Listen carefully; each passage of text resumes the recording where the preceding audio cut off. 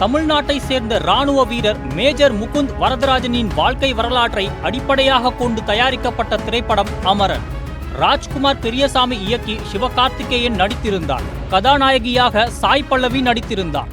கமல்ஹாசன் தயாரித்த இந்த திரைப்படத்திற்கு ஜி.வி. பிரகாஷ்குமார் இசையமைத்திருந்தார்.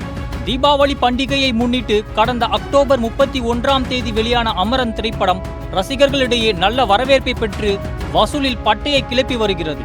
இந்த திரைப்படத்தில் ஒரு காட்சியில் சாய் பல்லவி தனது மொபைல் எண் எழுதப்பட்ட ஒரு காகிதத்தை ஹீரோ சிவகார்த்திகேயன் மீது வீசுவார்.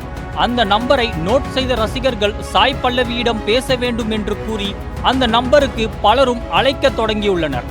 அதாவது உண்மையில் அந்த நம்பர் சென்னையை சேர்ந்த பொறியியல் மாணவர் வி. வாகீசன் நம்பர் ஆகும். இது குறித்து வழக்கு தொடர்ந்துள்ள அவர் இந்த திரைப்படத்தில் தனது தொலைபேசி எண்ணை காட்டியதால் சாய் பல்லவியின் ரசிகர்கள் தன்னை இடைவிடாமல் தொலைபேசியில் அழைத்து வருவதாக கூறி அமரன் தயாரிப்பாளருக்கு வக்கீல் நோட்டீஸ் அனுப்பியுள்ளார்.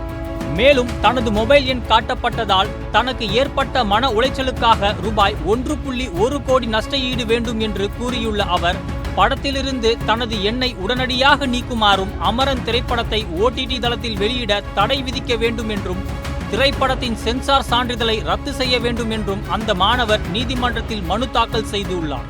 இந்த நிலையில் இந்த மனு பெரும் பரபரப்பை ஏற்படுத்திய நிலையில் தற்போது படத்தில் இடம்பெற்ற இந்த மொபைல் நம்பர் தொடர்பான காட்சி நீக்கப்பட்டுள்ளதாக தகவல் வெளியாகியுள்ளது.